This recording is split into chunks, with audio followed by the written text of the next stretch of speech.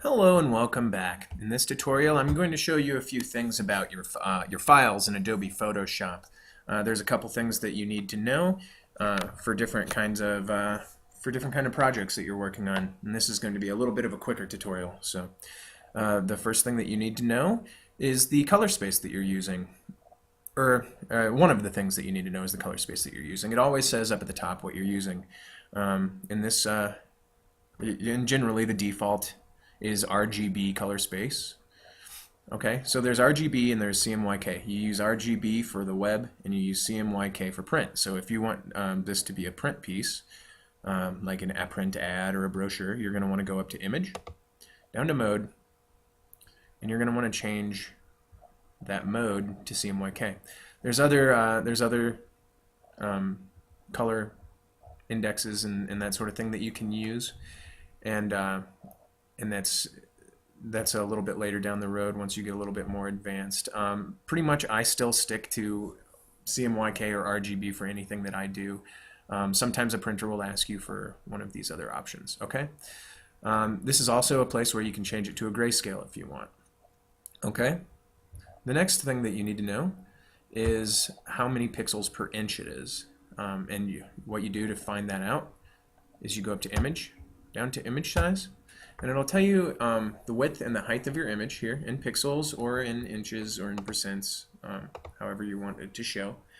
And down here where it says resolution, mine says 240 pixels right now for some reason, and it's probably just because that's the pixels per inch that the image that I found came in. But for print we want 300, so we can change that there. One thing that you need to know is that you need a really high resolution image to change it to 300. If you have a low resolution image and you change it to 300, it's still going to be blurry or pixelated, okay? So you always need to start with a big image. You cannot add resolution to an image that's too small. Okay? But generally you can take an image and change it down to 72 pixels per inch, which is what you want to use for the web. Okay? But since I sent I guess I didn't change the color space, so let's set this up for the web and change it to 72 pixels per inch. Okay?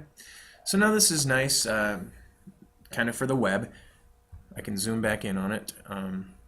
It's at 72 pixels per inch. We're in the RGB color mode. So if we want to save this out for the web, we can go down to File, Save for Web. And we can change our settings here from maximum to very high, high, medium, or low.